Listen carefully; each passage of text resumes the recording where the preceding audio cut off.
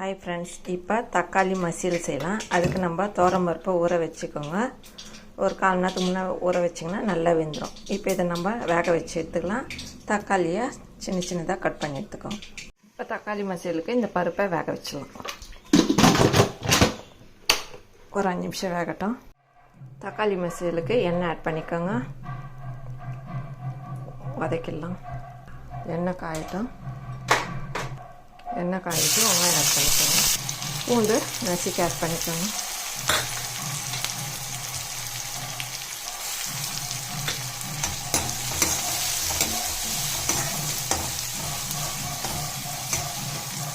மிளகா தூள் பண்ணி ஆட் பண்ணிக்கோங்க.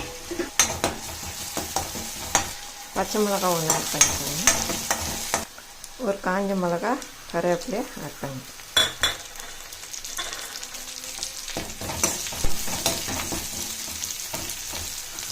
இப்போ தக்காளியை பொடியாக கட் பண்ணி ஆட் பண்ணிக்கலாம். தக்காளியை ஆட் பண்ணிக்கலாம்.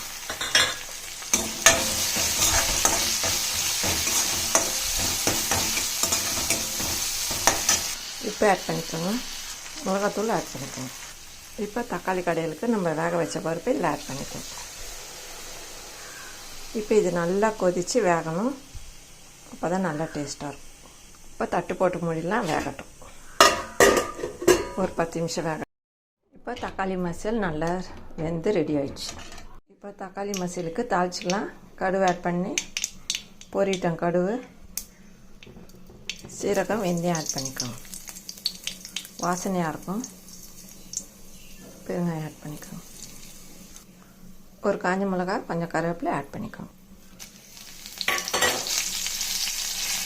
இந்த தாளிச்சதை நம்ம தக்காளி மசியலில் ஆட் பண்ணிடலாம். இப்போ நம்ம இந்த தக்காளி மசியலுக்கு தாளித்து வச்சு இதில் ஆட் பண்ணிடலாம். இப்போ தக்காளி மசியல் ரெடி ஆகிடுச்சு ஃப்ரெண்ட்ஸ். இந்த வீடியோ பிடிச்சிருந்தால் லைக் பண்ணுங்கள், ஷேர் பண்ணுங்கள், சப்ஸ்கிரைப் பண்ணுங்கள் ஃப்ரெண்ட்ஸ். டாடா பாய். மீண்டும் அடுத்த வீடியோ சந்திப்போம்.